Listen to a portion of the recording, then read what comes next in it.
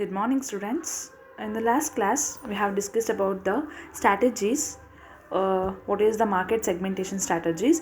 In today's class, let's we know a small topic in the second chapter, that is consumer behavior and the market segmentation. We know what all the strategies, right?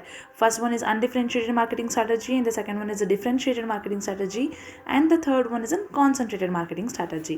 By using all these strategies, how we need to select the suitable marketing strategy for our market segmentation. Okay, let's we know there are simple 4 points how to select the suitable marketing strategy for our market segmentation. Okay, and that first one is financial resource of the firm. ಇವಾಗ ನಮ್ಮ ಹತ್ರ marketing strategies ತುಂಬ ಇದೆ. So ಅದರೊಳಗಡೆ 3 strategies ನೋಡಿದ್ವಿ. ಆ ಸ್ಟ್ರಾಟಜೀಸ್ನ ನಾವು ಯಾವ ಥರ ಯೂಸ್ ಮಾಡ್ಕೋಬೇಕು, ದೆನ್ ಯಾವ ಮಾರ್ಕೆಟಿಂಗ್ ಸೆಗ್ಮೆಂಟೇಷನಲ್ಲಿ ಯಾವ ಮಾರ್ಕೆಟಿಂಗ್ ಸ್ಟ್ರಾಟಜಿನ ಸೆಲೆಕ್ಷನ್ ಮಾಡಬೇಕಾದ್ರೆ ಯಾವ್ಯಾವ ಸೂಟಬಲ್ ಮಾರ್ಕೆಟಿಂಗ್ ಸ್ಟ್ರಾಟಜಿನ ಫಾರ್ ವಿಚ್ ಮಾರ್ಕೆಟಿಂಗ್ ಸೆಗ್ಮೆಂಟೇಷನ್ ಮಾಡ್ಬೋದು ಅನ್ನೋದು ಪಾಯಿಂಟ್. ಓಕೆನಾ? ಅದರಲ್ಲಿ ಫೋರ್ಮೋಸ್ಟ್ ಥಿಂಗ್ ಬಂದುಬಿಟ್ಟು financial resource of the firm. Financial resource of the firm ಅಂದರೆ ನಮ್ಮ ಹತ್ರ ಎಷ್ಟು ಅಡಿಕ್ವೇಟ್ ಫಿನಾನ್ಸ್ ಇರುತ್ತೋ ಅದರ ಬೇಸಿಸ್ ಮೇಲೆ ನಾವು ಮಾರ್ಕೆಟಿಂಗ್ ಸ್ಟ್ರಾಟಜಿನ ಯಾವ ಥರ ಸೆಗ್ಮೆಂಟೇಷನ್ ಒಳಗಡೆ ಯೂಸ್ ಮಾಡಬೇಕು ಅಂತ ನೋಡ್ತೀವಿ. ಹೌದಾ? If we have a good in financial source, ನಿಮಗೆ ಯಾವಾಗಲೂ ಬಿಸ್ನೆಸ್ಸಲ್ಲಿ finance is a blood of the business ಅಂತ ಕರೀತಾರೆ. ಹೌದಾ? ಸೊ ಫಿನಾನ್ಸಲಿ ನಾವು ಅಡಿಕ್ವೇಟ್ ಇದ್ವಿ, ಫಿನಾನ್ಸಲಿ ಫುಲ್ ಸಪೋರ್ಟ್ ಇತ್ತು ಅಂತಂದರೆ we can do the things easily and successfully, right? Because differentiated marketing ಒಳಗಡೆ ಡಿಫ್ರೆನ್ಷಿಯೇಟೆಡ್ ಮಾರ್ಕೆಟಿಗೆ ನಾವು ಸಪ್ರೇಟ್ ಅಡ್ವರ್ಟೈಸ್ಮೆಂಟ್ಸ್ ಕೊಡಬೇಕು, ಪ್ರಮೋಷನಲ್ ಆ್ಯಕ್ಟಿವಿಟೀಸ್ ಕೊಡಬೇಕು, ದೆನ್ ಡಿಫ್ರೆಂಟಾಗಿ ಅದಕ್ಕೆ ತುಂಬ ಖರ್ಚುಗಳಿರುತ್ತೆ, ರೈಟ್? ಅನ್ಡಿಫ್ರೆನ್ಷಿಯೇಟ್ ಮಾರ್ಕೆಟಿಂಗಲ್ಲಿ ಒಂದೇ ಮಾರ್ಕೆಟಿಂಗ್ ಅಡ್ವರ್ಟೈಸ್ಮೆಂಟ್ ಕೊಡ್ತೀವಿ, ಒಂದೇ ಇದರ ಇರುತ್ತೆ. ಹೌದಾ? ಸೊ ಕಾನ್ಸಂಟ್ರೇಟೆಡ್ ಒಳಗಡೆ ನಮಗೆ ಯಾವ ಥರ ಎಷ್ಟು ಬೇಕೋ ಅಷ್ಟಕ್ಕೆ ನಾವು ಕಾನ್ಸಂಟ್ರೇಟ್ ಮಾಡ್ತೀವಿ. ಲಿಮಿಟೆಡ್ ಇದ್ದರೂ ನಮಗೆ finance, we are capable to do the things in a limited resource. ಹೌದಾ? So financial resource of the firm ತುಂಬ ಇಂಪಾರ್ಟೆಂಟ್ ಆಗುತ್ತೆ.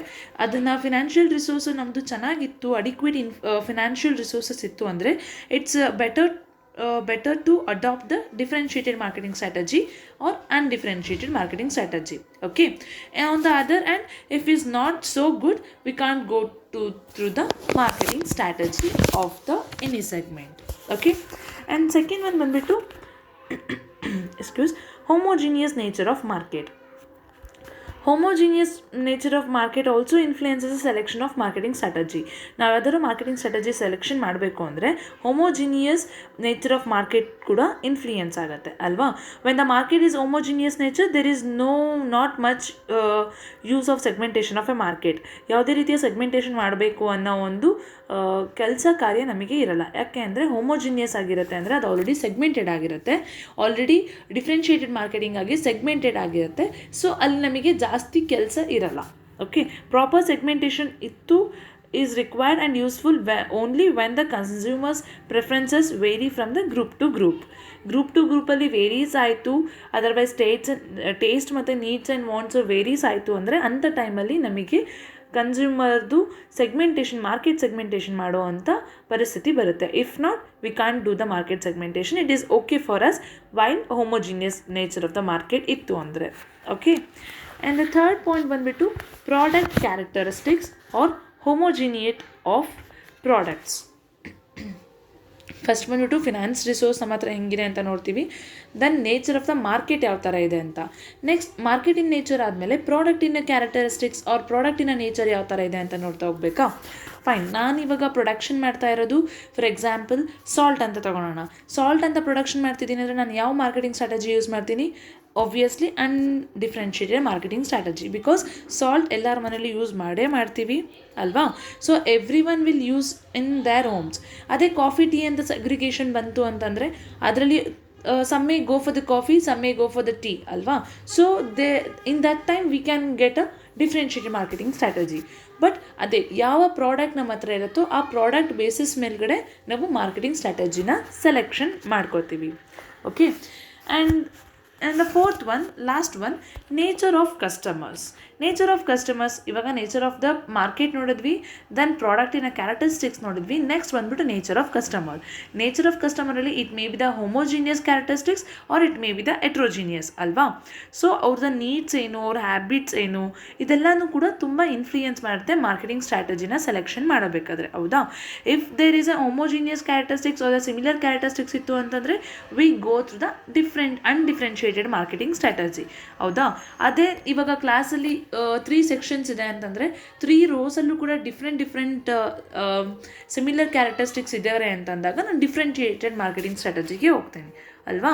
ಸೊ ಇಫ್ ನಾಟ್ ಹೋಲ್ ಕ್ಲಾಸಿಗೆ ಸೇಮ್ ನೀಡ್ ಸೇಮ್ ವಾಂಟ್ ಇದೆ ಅಂತಂದಾಗ ನಾನು ಅನ್ಡಿಫ್ರೆನ್ಷಿಯೇಟ್ ಮಾರ್ಕೆಟಿಂಗ್ ಸ್ಟ್ರಾಟಜಿನ ಸೆಲೆಕ್ಷನ್ ಮಾಡ್ಕೋತೀನಿ, ಓಕೆನಾ. ಸೊ ಇದನ್ನು ಕೂಡ ಡಿಪೆಂಡ್ಸ್ ಅದ್ರ ಮೇಲೆ ಆಗುತ್ತೆ, ನೇಚರ್ ಆಫ್ ಕಸ್ಟಮರ್ಸ್. ಆಯಿತಾ, ಅರ್ಥ ಆಯಿತು ಅಂದ್ಕೊತೀನಿ. In this chapter we have discussed so many things, where as far the consumer behaviour and the market segmentation. Consumer ಬಿಹೇವಿಯರಲ್ಲಿ ಮೀನಿಂಗ್ ನೋಡಿದ್ದೀವಿ, ಡೆಫಿನೇಷನ್ಸ್ ನೋಡಿದ್ದೀವಿ, then wants of buyer behaviour ನೋಡಿದ್ವಿ, ಆ್ಯಂಡ್ ಹೈರಾರ್ಕಿಯಲ್ ನೀಡ್ಸ್ ನೋಡಿದ್ದೀವಿ. Market ಸೆಗ್ಮೆಂಟೇಷನಲ್ಲಿ ನೋಡೋದಾದರೆ meaning, definition, importance of market segmentation ನೋಡಿದ್ದೀವಿ.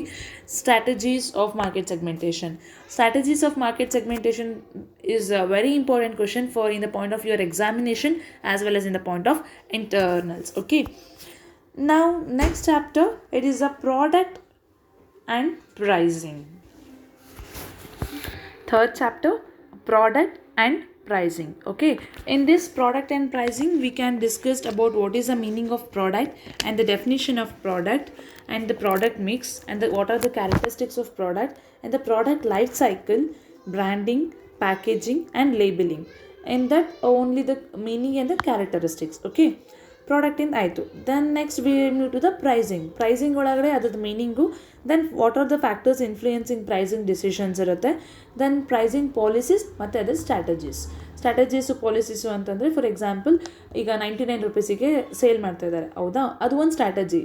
By giving rupees 100 also we get a same product by giving the 99 rupees. That 1 rupee saves the consumer mindset. Okay, so let's we know step by step and go step by step. First one ಬಂದ್ಬಿಟ್ಟು product. Okay, product. The term product ಅಂದರೆ ಏನು? The term product can be interpreted in a narrow sense as well as a broad sense. Okay, narrow ಸೆನ್ಸಲ್ಲಿ ಯಾವ ಥರ ಪ್ರಾಡಕ್ಟ್ನ define ಮಾಡ್ತಾರೆ? Product ಅಂತ ಬಂದರೆ ನ್ಯಾರೋ ಸೆನ್ಸಲ್ಲಿ ಆರ್ ಜನರಲ್ ಸೆನ್ಸಲ್ಲಿ ನೋಡೋದಾದರೆ product is a set of tangible physical and chemical attributes assembled in an easily identifiable physical existence. ಓಕೆನಾ. ಪ್ರಾಡಕ್ಟ್ ಅಂತ ಬಂತು ಅಂದರೆ ನ್ಯಾರೋ ಸೆನ್ಸಲ್ಲಿ ಸಣ್ಣದಾಗಿ ನೋಡೋದಾದರೆ ಪ್ರಾಡಕ್ಟನ್ನು ಅದನ್ನು ಏನಂತ ಕರಿತಾ ಹೋಗ್ತಾರೆ? ಇನ್ ಜನರಲ್ ಸೆನ್ಸಲ್ಲಿ ನಿಮಗೆ ಕೇಳಿದರೆ ಏನಂತ ಹೇಳ್ತೀವಿ? Product it is an tangible asset. It we can know the physical attributes and the chemical attributes assembled in an easily identifiable physical existence. ಹೌದಾ, ನಿಮಗೆ ಕೇಳಿದರೆ ಪ್ರಾಡಕ್ಟ್ ಅಂತ ಅಂದ್ರೇನು? V can touch. What is tangible and intangible ಗೊತ್ತಲ್ಲ? Tangible ಅಂದರೆ V can touch, feel and we can see. But intangible ಅಂತ ಬಂದಾಗ just we can feel but we can touch, ಹೌದಾ. ಸೊ ನಿಮಗೆ ಜನರಲ್ ಸೆನ್ಸಲ್ಲಿ ಕೇಳೋದಾದರೆ ಪ್ರಾಡಕ್ಟ್ ಅದು ಒಂದು ಫಿಸಿಕಲ್ ಆ್ಯಂಡ್ ಕೆಮಿಕಲ್ ಆಟ್ರಿಬ್ಯೂಟ್ ಅಂತ ಕರೀತಾರೆ. ಓಕೆ, ಅದು ನಮ್ಮ ಕಣ್ಣಿಗೆ ಕಾಣೋ ಅಂಥದ್ದು, ಕೈಗೆ ಫೀಲ್ ಆಗೋ ಅಂಥದ್ದು, ಇದೆಲ್ಲ ಇದ್ದದನ್ನು ಟ್ಯಾಂಜಬಲ್ ಅಸೆಟ್ಸ್ ಅಂತ ಕರೀತಾರೆ, ಟ್ಯಾಂಜಬಲ್ ಪ್ರಾಡಕ್ಟ್ ಅಂತ ಕರೀತಾರೆ. ಓಕೆನಾ. ಎಕ್ಸಾಂಪಲ್ ತೊಗೊಳೋದಾದರೆ ಬುಕ್ಸ್, ಫರ್ನಿಚರ್ಸ್, ಫ್ರೂಟ್ಸ್ ಎಕ್ಸೆಟ್ರಾ, ಇದನ್ನೆಲ್ಲದನ್ನು ಕೂಡ ನಾವು ನ್ಯಾರೋ ಸೆನ್ಸಲ್ಲಿ ಪ್ರಾಡಕ್ಟ್ ಅಂದರೆ ಏನು ಅಂತ ಗೊತ್ತಾಗುತ್ತೆ. ಓಕೆನಾ. ಬಟ್ ಇನ್ ದ ಮಾಡರ್ನ್ ಮಾರ್ಕೆಟಿಂಗಲ್ಲಿ the term product is used in a broad sense. ಓಕೆನಾ. ಮಾಡರ್ನ್ ಮಾರ್ಕೆಟಿಂಗಲ್ಲಿ ಪ್ರಾಡಕ್ಟ್ ಅನ್ನೋದನ್ನು ಬ್ರಾಡ್ ಸೆನ್ಸಲ್ಲಿ ಯೂಸ್ ಮಾಡಿದ್ದಾರೆ. Where the product implies not only a physical attributes ಅಷ್ಟೇ ಇರಲ್ಲ, as most people think, but includes the service both before and after the sales service and the prestige that go long way in increasing the consumer satisfaction. Product ಅಂತಂದರೆ not only product, ಅದರೊಳಗಡೆ service ಕೂಡ include ಆಗಿರುತ್ತೆ. ಓಕೆನಾ. For example ತೊಗೊಳೋದಾದರೆ ನಾನು lecturing ಕೊಡ್ತಿದ್ದೀನಿ, ಅದು ಇನ್ the point of service, ಹೌದಾ. But ನಿಮಗೆ ಅದು ಪ್ರಾಡಕ್ಟ್. ಹೇಗೆ? ನೀವು ದುಡ್ಡು ಕೊಟ್ಬಿಟ್ಟು ಕಲಿಯೋಕ್ಕೆ ಬರ್ತಿದ್ದೀರಾ ತಾನೆ, ಸೊ ನೀವು ಪರ್ಚೇಸ್ ಮಾಡ್ತಾ ಇದ್ದೀರಾ ಅಂತ ಅರ್ಥ, ಹೌದಾ. ಸೊ ನೀವು ದುಡ್ಡು ಕೊಟ್ಬಿಟ್ಟು ನೀವು ಪರ್ಚೇಸ್ ಮಾಡ್ತಿದ್ದೀರಾ ಅಂದಾಗ it is an product for you guys, right? So I am giving a service, ಅಲ್ವಾ. So before and after sale service ಕೂಡ ಇನ್ಕ್ಲೂಡ್ ಆಗುತ್ತೆ. And prestige that go long with an increasing the consumer satisfaction. At last ನಮಗೇನಾಗಬೇಕು, consumer satisfaction is more important ಅಲ್ವಾ. So ನಮಗೆ ಗೊತ್ತಾಯಿತು, though products are tangible in case of manufacturing. Tangible ಯಾವಾಗಾಗಿರುತ್ತೆ, in the case of manufacturing units ಒಳಗಡೆ it may be through tangible, ಓಕೆನಾ. They can be intangible in the case of service industries. Service ಇಂಡಸ್ಟ್ರೀಸಲ್ಲಿ product intangible ಆಗಿರುತ್ತೆ, ಓಕೆನಾ. ಈಗ product ಅಂತ simple ವೇಯಲ್ಲಿ ನೋಡೋದಾದರೆ it is an tangible and intangible ಎರಡೂ include ಆಗಿರುತ್ತೆ, ಹೌದಾ. ಸೊ ಒಬ್ಬರೊಬ್ಬರ ಪಾಯಿಂಟ್ ಆಫ್ ವ್ಯೂಯಿಂದ ಪ್ರಾಡಕ್ಟು ಒಂದೊಂದು ಥರ ಇರುತ್ತೆ. For example consumer point of ವ್ಯೂಯಿಂದ ಯಾವ ಥರ ಇರುತ್ತೆ, ಪ್ರೊಡ್ಯೂಸರ್ ಪಾಯಿಂಟ್ ಆಫ್ ವ್ಯೂಯಿಂದ ಯಾವ ಥರ ಇರುತ್ತೆ ನೋಡ್ತಾ ಹೋಗೋಣ, ಓಕೆನಾ. ಫಸ್ಟ್ ಬಂದುಬಿಟ್ಟು ಅದಕ್ಕಿಂತ ಬೆಸ್ಟ್ ಎಕ್ಸಾಂಪಲ್ ತೊಗೊಳೋದಾದರೆ ಇನ್ಶೂರೆನ್ಸ್ ಕಂಪನಿ, ಓಕೆನಾ. ಇನ್ಶೂರೆನ್ಸ್ ಕಂಪನಿ ಯಾವ ಥರ ಅವರು ಸರ್ವಿಸ್ ಕೊಡ್ತಾರೆ. ಇನ್ಶೂರೆನ್ಸ್ ಕಂಪನಿಯವರು ಸೇಲ್ ಮಾಡೋವಂಥದ್ದು ಏನು, ಪ್ರಾಡಕ್ಟ್ ಅಂತ ಸೇಲ್ ಮಾಡ್ತಾರೆ, ಹೌದಾ. ಬಟ್ ಅದು ನಮಗೆ ರೀಚ್ ಆಗೋದು ಹೇಗೆ, ಸರ್ವಿಸ್ ಅಂತ, ಹೌದಾ. So an insurance plan is an insurance company of a product. Insurance ಕಂಪನಿಯ ಪ್ರಾಡಕ್ಟ್ ಅದು, ಬಟ್ ಅದು ನಮಗೆ ಸರ್ವಿಸ್ ರೂಪದಲ್ಲಿ ಸಿಗುತ್ತೆ, ಓಕೆನಾ. ದೆನ್ ಪ್ರಾಡಕ್ಟ್ ಅನ್ನೋದು ಡಿಫ್ರೆಂಟ್ ಪೀಪಲಿನ ಡಿಫ್ರೆಂಟ್ ವೇಸಲ್ಲಿ ನೋಡ್ತಾ ಹೋಗಿದ್ದಾರೆ. ಫಸ್ಟ್ ಬಂದುಬಿಟ್ಟು consumer. It is a bundle of perceived benefits that meets his or her needs.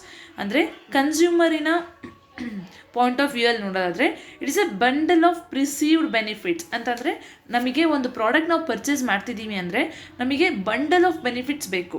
Same product ಯಾವುದೋ ರಿಲೇಟೆಡ್ ಪ್ರಾಡಕ್ಟ್ ಇರುತ್ತೆ, ಅದಕ್ಕಿಂತ ಜಾಸ್ತಿ ಬೆನಿಫಿಟ್ಸ್ ಇದೆ ಅಂತ ಅಂದಾಗ, ಇವಾಗ 2 ಪ್ರಾಡಕ್ಟ್ ಇದೆ, ಅದರಲ್ಲಿ ಯಾವುದು ಜಾಸ್ತಿ ಬೆನಿಫಿಟ್ ಇದೆಯೋ ಅದನ್ನು ಆ್ಯಸ್ ಎ ಕನ್ಸ್ಯೂಮರ್ ನಾನು ಪರ್ಚೇಸ್ ಮಾಡ್ತೀನಿ, ಹೌದಾ.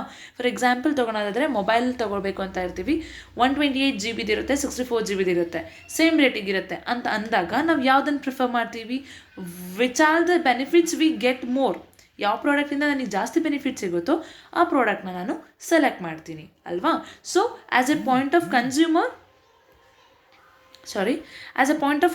ಪಾಯಿಂಟ್ ಆಫ್ ವ್ಯೂ ಇಲ್ಲಿ ಬರೋದಾದರೆ it is a bundle of perceived benefits that meets his or our needs. ನಮ್ಮ ನೀಡ್ಸ್ ಆ್ಯಂಡ್ ವಾಂಟ್ಸ್ ಒಂದು ಫಿಲ್ ಆಗಬೇಕು, ಓಕೆನಾ.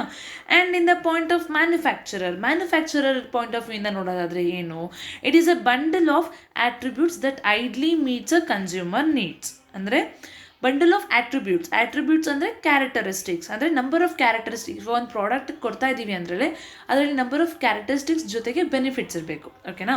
ಅದು ಬೆನಿಫಿಟ್ಸ್ ಜಾಸ್ತಿ ಇದ್ದಷ್ಟು ಕಸ್ಟಮರ್ಸ್ ನೀಡ್ಸ್ ಆ್ಯಂಡ್ ವಾಂಟ್ಸ್ನ ನಾವು ಫಿಲ್ ಮಾಡ್ಬೋದು.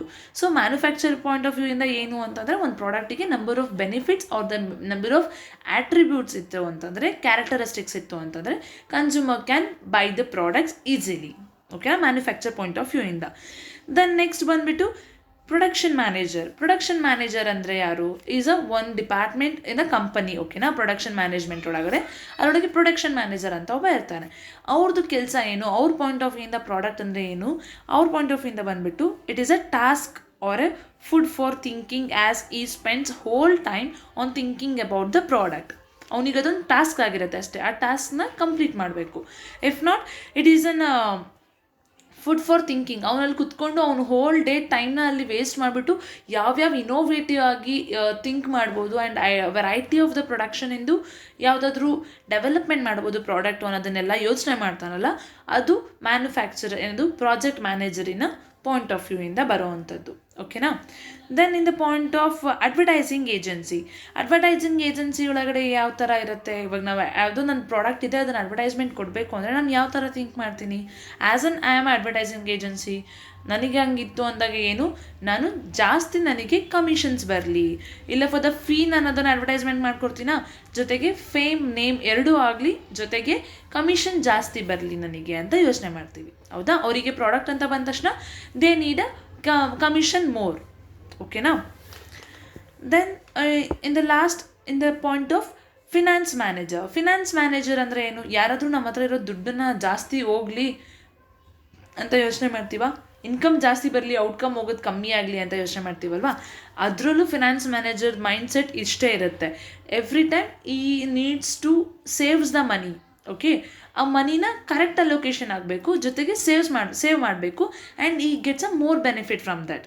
So it is A source of finance and so on. ಅವ್ರಿಗೆ ಅದು ಒಂದು ಸೋರ್ಸ್ ಆಫ್ ಫಿನಾನ್ಸ್ ಆಗಿರುತ್ತೆ, ಜಾಸ್ತಿ ಇನ್ಕಮ್ ಬರಲಿ ಅನ್ನೋದನ್ನು ಅವ್ರದ್ದು ಪಾಯಿಂಟ್ ಆಫ್ ವ್ಯೂ ಅಲ್ಲಿ ಇರುತ್ತೆ. ಓಕೆನಾ, ಅರ್ಥ ಆಯಿತು ಅಂದ್ಕೊತೀನಿ ಅಲ್ವಾ? ಅಂದರೆ ಒಂದು ಪ್ರಾಡಕ್ಟನ್ನ ಯಾವ್ಯಾವ ಡಿಫ್ರೆಂಟ್ ವೇಸಲ್ಲಿ ಡಿಫ್ರೆಂಟ್ ಪರ್ಸನ್ಸು ವ್ಯೂ ಮಾಡ್ತಾರೆ ಅನ್ನೋದು. ಓಕೆನಾ, ಮೀನಿಂಗ್ ಆಯಿತು, ಆ್ಯಂಡ್ ಅದರದ್ದು ಇಂಟ್ರಡಕ್ಷನ್ ಜೊತೆಗೆ ಬ್ರಾಡ್ ಸೆನ್ಸ್ ನ್ಯಾರೋ ಸೆನ್ಸ್ ಆಯಿತು. Let's we move to the definitions. Okay, definitions ಬಂದುಬಿಟ್ಟು ಇಲ್ಲಿ 3 ಆಥರ್ಸ್ ಕೊಟ್ಟಿದ್ದಾರೆ. ಫಸ್ಟ್ ಆಥರ್ ಬಂದುಬಿಟ್ಟು C.P. Stephenson defines a product as everything the purchaser gets in exchange for ಮನಿ. ಯಾವುದೇ ಒಂದು ಪ್ರಾಡಕ್ಟ್ ಪರ್ಚೇಸ್ ಮಾಡಿರೋದು ಅವ್ರ purchaser gets an exchange for ಮನಿ. ಇವಾಗ ನಾವು ಪ್ರಾಡಕ್ಟ್ನ ಸುಮ್ಮನೆ ಬೈ ಮಾಡ್ತೀವ? ಆಗಲ್ಲ ಅಲ್ವಾ? ನಾನು ಯಾರ ಹತ್ರದ್ದು ಏನಾದ್ರು ಇಸ್ಕೋಬೇಕಂದ್ರೆ ನಾನು ಅಮೌಂಟ್ ಕೊಡ್ತೀನಿ, ಮನಿ ಕೊಡ್ತೀನಿ. If not sometimes monies worth ಕೊಡ್ತೀವಿ, ಹೌದಾ? ಸೊ ಪ್ರಾಡಕ್ಟು ಯಾವುದಾದ್ರೂ ನೀನು ಪರ್ಚೇಸ್ ಮಾಡ್ತೀಯಾ ಅಂದಾಗ ಅದರಲ್ಲಿ ಎಕ್ಸ್ಚೇಂಜ್ ಇರಬೇಕು ಫಾರ್ ಮನಿಗೆ. ಓಕೆನಾ? C.P. Stephenson ಡಿಫೈನ್ಸ್ ಮಾಡ್ತಾರೆ, ತುಂಬ ಸಿಂಪಲ್ ಆಗಿದೆ. Everything the purchaser gets in exchange for money exchange ಮಾಡೋದ್ರ ಮುಖಾಂತರ everything the purchaser gets in exchange for money. ಓಕೆನಾ, ಅರ್ಥ ಆಯ್ತಾ? ದೆನ್ ನೆಕ್ಸ್ಟ್ ಬಂದುಬಿಟ್ಟು according to the Philip Kotler. Is the Philip Kotler is an father of marketing management. ಓಕೆನಾ, ಅವ್ರು ಹೇಗೆ define ಮಾಡ್ತಾರೆ ಪ್ರಾಡಕ್ಟನ್ನು ಅಂತ ನೋಡೋದಾದರೆ, a product is anything that can be offered to a market for attention. Product ಅನ್ನೋದು ಯಾವುದಾದ್ರು ಆಗಿರ್ಬೋದು, it may be anything that can B. ನನ್ನ ಹತ್ರ ಪ್ರೊಡಕ್ಷನ್ ಮಾಡ್ಕೊಬಿಟ್ಟು ನಾನೇ ಇಟ್ಕೊತೀನಿ ಅಂದರೆ ಅದನ್ನ ಏನಾದರೂ ವ್ಯಾಲ್ಯೂ ಇರುತ್ತಾ? ಇಲ್ಲ ಅಲ್ವಾ? ಪ್ರಾಡಕ್ಟ್ ಅನ್ನೋದು ಎನಿಥಿಂಗ್ ಆಗಿರ್ಬೋದು, ದಟ್ ಕ್ಯಾನ್ ಬಿ ಆಫರ್ಡ್. ಅವರು ಆಫರ್ ಮಾಡಬೇಕು ಟು ಎ ಮಾರ್ಕೆಟಿಗೆ ಆಫರ್ ಮಾಡಬೇಕು ಆಫ್ ಎ ಅಟೆನ್ಷನ್ ಆಗಿರ್ಬೋದು. ಅಟೆನ್ಷನ್ ಅಂತ ಬಂತು ಅಂತಂದರೆ ಯಾವುದು? ನೋಟಿಸ್. ಇವಾಗ ನನಗೆ ನೀವೆಲ್ಲರದು ಅಟೆನ್ಷನ್ನ ಸೀಕ್ ಮಾಡಬೇಕು ಅಂತ ಹೇಳ್ತಿರ್ತೀನಿ, ರೈಟ್? ಯಾವುದೋ ಒಂದು ಪ್ರಾಡಕ್ಟ್ನ ನಾನು ಫಸ್ಟ್ ಮಾರ್ಕೆಟಿಗೆ ಬಿಡ್ತಿದ್ದೀನಿ ಅಂದರೆ ಕಸ್ಟಮರ್ ಅಟೆನ್ಷನ್ನ ಸೀಕ್ ಮಾಡಬೇಕು ಅಂತ ಯೋಚನೆ ಮಾಡ್ತಿರ್ತೀವಲ್ವಾ? ಸೊ ಪ್ರಾಡಕ್ಟಲ್ಲಿ ಕೂಡ ಅಟೆನ್ಷನ್ನ ಸೀಕ್ ಮಾಡಬೇಕು. ದೆನ್ ಅಕ್ವಿಸೇಷನ್ ಅಂದರೆ ಏನು?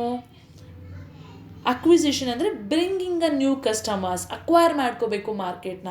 ಇವಾಗ ನಂದು ಯಾವುದೋ ಒಂದು ಪ್ರಾಡಕ್ಟ್ ಚೆನ್ನಾಗಿ ನಡೀತಿದೆ ಮಾರ್ಕೆಟಲ್ಲಿ, but we need to acquire or attract new customers to our product ಅಲ್ವಾ? ಅಕ್ವೈಸೇಷನ್ ಅಂದರೆ bringing a new customers. In the sense of ಮಾರ್ಕೆಟಿಂಗಲ್ಲಿ ಬರುವಂಥದ್ದು ಅಕ್ವೈಸೇಷನ್ ಅಂದರೆ bringing a new customers to our product. ಓಕೆನಾ? A product is anything that can be offer to a market for attention ಆಗಿರ್ಬೋದು, acquisition ಆಗಿರ್ಬೋದು, or use ಮಾಡೋದಕ್ಕಾದ್ರೂ ಆಗಿರ್ಬೋದು, or the consumption. ಓಕೆನಾ? That might satisfy. ಇದೆಲ್ಲ ಆದರೂ ಕೂಡ ಕನ್ಸಂಪ್ಷನ್ ಆದಮೇಲೆ ನಮಗೆ ಏನು ಮಾಡ್ತೀವಿ? ನಾವಿವಾಗ ಒಂದು ಯಾವುದೋ ಪ್ರಾಡಕ್ಟ್ನ ನಾನು ಕನ್ಸ್ಯೂಮ್ ಮಾಡಿದ್ದೀನಿ, ಇಫ್ ನಾಟ್ ನಾನೊಂದು ಚಾಕ್ಲೇಟ್ನ ಕನ್ಸ್ಯೂಮ್ ಮಾಡಿದ್ದೀನಿ ಅಂದಮೇಲೆ ಅದರಿಂದ ನನಗೆ ಏನು ಸಿಗಬೇಕು? ಸ್ಯಾಟಿಸ್ಫ್ಯಾಕ್ಷನ್ ಇಸ್ ವೆರಿ ಇಂಪಾರ್ಟೆಂಟ್ ಅಲ್ವಾ? ಆ ಸ್ಯಾಟಿಸ್ಫ್ಯಾಕ್ಷನು ನನ್ನ ನೀಡ್ ಆ್ಯಂಡ್ ವಾಂಟಿಗೆ ಫುಲ್ಫಿಲ್ ಆಗುತ್ತಾ ಅನ್ನೋದು ಇರುತ್ತೆ. ಓಕೆನಾ? Use or consumption that might satisfy a want or need. Okay, full stop. And it includes a physical objectives. ಅದ್ರ ಜೊತೆಗೆ ಏನೇನು ಇನ್ಕ್ಲೂಡ್ ಆಗಿರುತ್ತೆ ಪ್ರಾಡಕ್ಟ್ ಅಂತ ಬಂದರೆ, it includes physical objectives, services. Physical objectives we can touch and feel, right? So services, ಯಾವ್ಯಾವ ಥರ service? ನಮ್ಮದೇ ತೊಗೊಂಡ್ರೆ lecturing is a service, but ನಿಮಗದು ಪ್ರಾಡಕ್ಟ್ ಆಗಿರುತ್ತೆ ಅಲ್ವಾ? So services we can touch but we can feel, right? So then persons ಕೂಡ product ಆಗಿರುತ್ತಾರೆ. ಹೇಗೆ? ಸೇಲ್ಸ್ ಮ್ಯಾನ್ಸ್ ಎಲ್ಲ ಇರ್ತಾರೆ, ಹೌದಾ? ಸೊ ಅವ್ರ ಪ್ರಾಡಕ್ಟನ್ನು ನಿಮಗೆ ಸೇಲ್ ಮಾಡಬೇಕಂದ್ರೆ ಕೂಡ ಪರ್ಸನ್ಸ್ ಆಗಿ ಅವರು ವರ್ಕೌಟ್ ಮಾಡ್ತಿರ್ತಾರೆ. ಇಫ್ ನಾಟ್, ನಾನು ಲೆಕ್ಚರಿಂಗಲ್ಲಿದ್ದೀನಿ, ನಾನೊಬ್ಬ ಪರ್ಸನ್, ರೈಟ್? ಸೊ ನಾನು ಕೂಡ ಈ ಕಾಲೇಜಿಗೆ ಪ್ರಾಡಕ್ಟ್ ಆಗಿರ್ತೀನಿ. ಹೇಗೆ? I am a lecturer, I am working for them. ನಾನು ಪ್ರಾಡಕ್ಟ್ ಆಗಿದ್ದೀನಿ ಕಾಲೇಜಿಗೆ, ಹೌದಾ? Because they are investing on me ಅಲ್ವಾ? ಸೊ ಲೆಕ್ಚರ್ ಕೂಡ ಒಬ್ಬರು ಪ್ರಾಡಕ್ಟ್ ಆಗ್ಬೋದು. Okay, then place. ಯಾವ ಪ್ಲೇಸ್? ಆ ಪ್ಲೇಸ್ ಅಂದರೆ ಕಾಲೇಜ್ ಅನ್ನೋದು ನಮಗೊಂದು ಪ್ರಾಡಕ್ಟಾ? ರೈಟ್. ಆರ್ಗನೈಸೇಷನ್ ಅಂದರೆ ಈಗ BS ಚನ್ನಬಸಪ್ಪ ಕಾಲೇಜ್, ಅದು ಒಂದು ಆರ್ಗನೈಸೇಷನ್, ಹೌದಾ? ಆ ಆರ್ಗನೈಸೇಷನ್ ನಿಮಗೆಲ್ಲ ಪ್ರಾಡಕ್ಟಾ? ನೀವು ಅದನ್ನೆಲ್ಲ ಏನದು ದುಡ್ಡು ಕೊಟ್ಟು ನೀವು ಕಲಿಯೋಕ್ಕೆ ಬರ್ತಿದ್ದೀರಾ. You guys have paid a fee for learning something in the college, right? So you can feel that BS Channabasappa college is a product of yours, right? Because you guys are paying and we are giving you our services. That is most important that we need to satisfy your needs and wants in a good manner ಅಲ್ವಾ. So ideas next organisation ಆದಮೇಲೆ ideas. ಕೆಲವೊಂದು ideas ಕೊಡೋಕ್ಕಂತಾನೆ ಕನ್ಸಲ್ಟೆನ್ಸೀಸ್ ಇರುತ್ತೆ. ಕೆಲವೊಂದು ಕಂಪನೀಸಲ್ಲಿ ಏನೋ loss ಆಗಿರುತ್ತೆ, ಓಕೆನಾ, ಆ ಲಾಸ್ನ overcome ಮಾಡೋಕ್ಕೆ ಗೊತ್ತಿರಲ್ಲ, ಬಟ್ ಐಡಿಯಾಸ್ ಕೊಡೋ ಅಂಥ ಕನ್ಸಲ್ಟೆನ್ಸೀಸ್ ಇರುತ್ತೆ. ಆ ಐಡಿಯಾಸ್ ಕೊಟ್ಟು ಆ ಐಡಿಯಾನೂ ಕೂಡ ನಮಗೆ ಕೆಲವೊಂದು ಸಲ ಪ್ರಾಡಕ್ಟ್ ಆಗೋ ಚಾನ್ಸಸ್ ತುಂಬ ಇರುತ್ತೆ. ಅರ್ಥ ಆಯ್ತಾ? ಅಕಾರ್ಡಿಂಗ್ ಟು ದ ಫ್ಲಿಪ್ ಕೊಟ್ರ is just saying that it is a product is anything that can be offered to a market for attention ಆಗಿರ್ಬೋದು, acquisition ಆಗಿರ್ಬೋದು, use of the consumption that might satisfy the needs and wants. Okay, it includes the physical objectives, services, persons, place, organization and ideas. ಇದೆಲ್ಲದನ್ನು ಕೂಡ product ಅಂತ consider ಮಾಡ್ತಾರೆ. But in the old ಡೇಸಲ್ಲಿ ನಾವು product ಅಂತ ಏನಂತ consider ಮಾಡ್ತಿದ್ವಿ, it just an tangible asset ಅಂತ ಯೋಚನೆ ಮಾಡ್ತಿದ್ವಿ. But in the modern marketing era and in the broad sense, we need to think that product is not only the physical attributes, it might be the physical attributes, services, person and organization and maybe the idea also. Okay, any doubts, please contact me. Thank you.